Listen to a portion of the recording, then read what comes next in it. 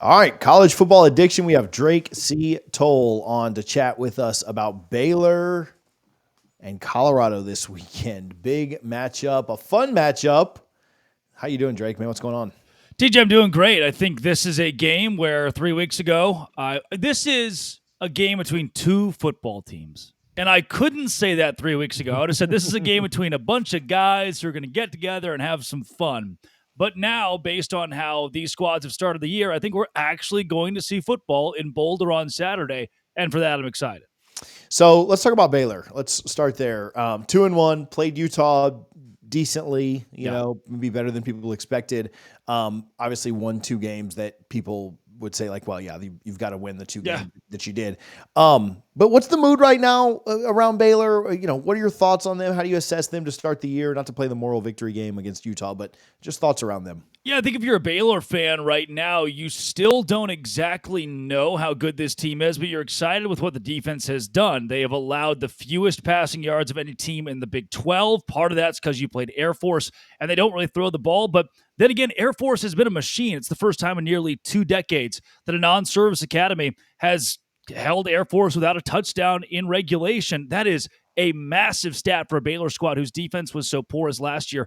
115 in overall defense in the country. And now this season, they can actually stop opposing teams. And the offense was abysmal against Utah and terrible in the first half against Air Force last week. But the saving grace is that Sawyer Robertson is now at quarterback. You had DeQuan Finn, the MAC player of the year, who was going to come in and save the day for the Baylor Bears. And he didn't necessarily do it. He was banged up last week. And the way that Sawyer Robertson played in the second half against Air Force, I think you're going to have to leave him in that QB spot. If you're a Bears fan, you're excited. You've played 3 teams. The only legitimate squad you played, you lost to fairly badly in Salt Lake. And if Cam Rising had been healthy the full game, you probably would have lost worse. But at 2-1, you're not upset right now, despite last week being, listen to this, TJ, listen to this.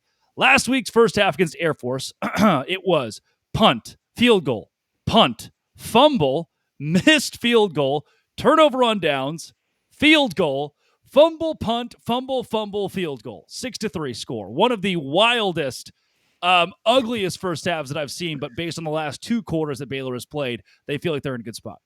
So I know you're intimately close to the Big 12, obviously covering all things Big 12 there for Locked On. Let's talk about Colorado, a new addition to the Big 12. Haven't played a conference game yet, but did, survived, it felt like, against North Dakota State, although if not for a weird interception and kind of a garbage time touchdown, they kind of win going away, I think, in that first one. Absolutely shell-shocked, embarrassed by Nebraska. That Nebraska front was just way too much. And then, I'm not trying to read into the Colorado State win too much, but that was a team that took them like to the wire last year, and you certainly felt like they were a little bit better against them this year on the road versus at home. What are your thoughts around Colorado so far? I still don't think Colorado State is a very good football team, and this is not a quality road win like it would be to go to the likes of a Tulane, as Kansas State did a couple of weeks ago. And the win against North Dakota State, while they're an FCS school, they're one of the best, and there is a value to that. You win that home game, you open the season on a high note. You're 2-1 right now. That Nebraska loss being the game that everybody looked at Colorado and said, hey, we're asking questions about this football program, and they're questions that are deserved. Can Shedeur Sanders against an elite defense do well? Can Shedeur Sanders this week against not an elite defense, but a serviceable to good Baylor defense do well? Again, the Bears allow the fewest passing yards of anybody per game in the conference through the first fourth of this season. Can Shedeur Sanders compete against that better than he did against Nebraska, where Colorado put up just 10 points? And honestly, TJ, the assessment for Colorado for me comes more off the field than it does on the field. This is a program with an identity crisis, a culture crisis right now, where week in and week out, we ask, is Shedeur Sanders a competent leader in the locker room? Is his dad, the head coach, a competent leader in the locker room? And I'm still not sure if the answer is yes. You see the conduct that both of them give to opposing teams. His dad won't shake the opposing coach's hand, or Shedeur won't shake the hand of the opposing quarterback. And there's a lot of talk that comes out of Colorado. They're a very tumultuous football program, and that's not a good thing for most Colorado fans who have only seen their school win more than 5-6 games twice in the last 16 years. That's not very good. They want to win in Colorado. This is not the culture to do it long term, but it could work on Saturday against Baylor.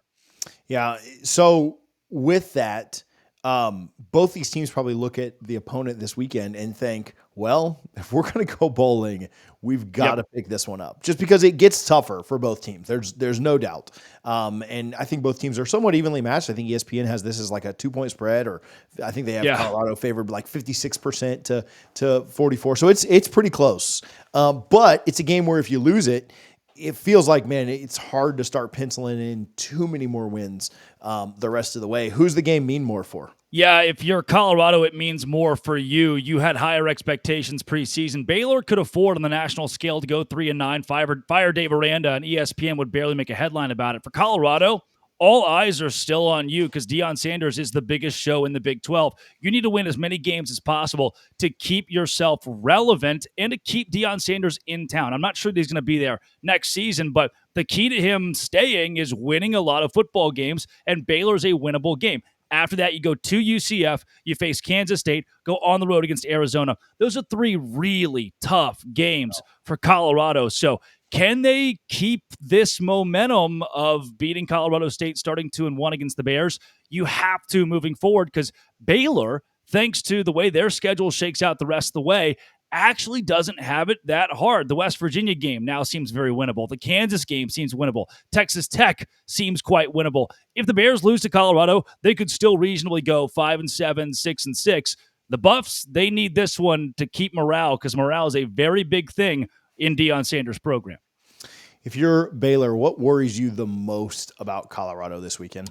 Their Heisman candidate quarterback or their Heisman candidate wide receiver / cornerback. Now, yeah, 2 guys can't win you a football game. We're learning that with Arizona and Noah Fafita, Tet McMillan, who are 2 of the best in the country at what they do. For Colorado, against Baylor, though, I think Travis Hunter is going to get his. I questioned a lot about how good of a wide receiver he would be. Will he be a number 1 target? He's proven to be that for the Buffs. And can he keep that going on the defensive side of the ball? He's proven to do that for Deion Sanders' squad as well. If you're Baylor, I'm worried about 2 names. There's Shedeur Sanders and Travis Hunter. Past that, I'm not worried about the Colorado defense. I'm not worried about their O-line. I just need to try to bottle up the power that is Shedeur Sanders and Travis Hunter. Yeah, Travis did it literally in every way possible. Yeah. And I'll tell you this, as much as like we give them grief for stuff that happens off the field and headlines, seeing the effort, like the effort play of chasing the guy down. Now, Colorado State ended up scoring anyway. Seeing that out of Travis Hunter to me was actually pretty special. Like, obviously, I know he's just like a man among boys going out and catching the ball and returning interceptions and stuff like that. But the effort play, to me, meant more than anything else that he made to chase that guy down. And I thought that was actually pretty impressive for a team that creates headlines in the worst way. I'll say he's a very good kid in a very rocky culture situation. I think that is true of Travis Hunter. You mentioned offensive line, defensive line. Colorado has not looked good in trench play really at all. A little bit better against some lower opponents like Colorado State and North Dakota State. Nebraska absolutely ate their lunch. Does Baylor have the advantage there in the trenches? Certainly defensive line to offensive line. Defensively, for sure. And I think Baylor's linebacking core is good enough that if they send blitzes, they're going to put enough pressure on Shedeur Sanders to make him uncomfortable based on how bad Colorado's offensive line still is. Is it improved from last year? I believe that is a yes, but that's not saying a lot based on how bad Colorado's offensive line was last year. They added 2 key transfers. I'll say 2 of the top 5 offensive line transfers in the Big 12 are currently playing in Boulder. They still grade out to be the 15th or 16th best offensive line in the conference, or better yet, worst offensive line in this league. For a Baylor team that is defense-focused, for a Baylor team that held Utah down, especially without Cam Rising, that this is a week where the Bears will attack, play green, as Dave Aranda calls it defensively. That's what's going to keep them in this game. What about offensively? Colorado's defense actually in second halves of games, and then really the whole Colorado State game, how much do you take away from that? Colorado's defense looks like it's kind of improved in second halves of games. Again, how much of that's Nebraska taking the foot off the pedal? How much of that is, just being so much more talented than a North Dakota State team? I don't know, but is this a game that Baylor, you feel, can get right on offense, or do you think that may still be a struggle on that side? Oh, that's tough. Yeah, you're looking at a Baylor squad that, again, put up just 6 points against a fairly porous Air Force team in the first half last week and really came on in the second half. If you're looking at 2 teams that are second half focused, I don't think that bodes well for the Bears because at that point, you're going to try to build a lead in the first half. And I don't know if Baylor can do that. They'll have to as a key to victory in Boulder. And the offense, the Bears, has still so many questions. Moving from DeQuan Finn as their starting quarterback and their ace to Sawyer Robertson, a kid who is 21 for 29, 315 yards, and has just one touchdown pass, but looked really good when they called his number last week. Then the running back room for Baylor has 4 guys that are getting theirs, from Pendergrass to Reese to Washington to Richardson. They have 4 different ball carriers. They can't decide who the bell cow is going to be on offense. 3 of those guys, Bryson Washington, the freshman included, have rushed for over 100 yards. Can the Bears find their guy offensively? They have to beat a team like Colorado.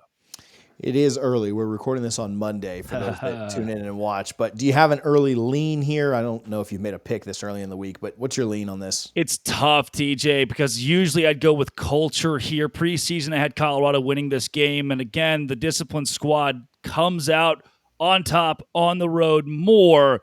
But I'm still going to go Colorado. I think the firepower of Colorado, the talent of Colorado, they have more horses in the stable than Baylor, and that's enough at home to eke out a 4 to 7 point win.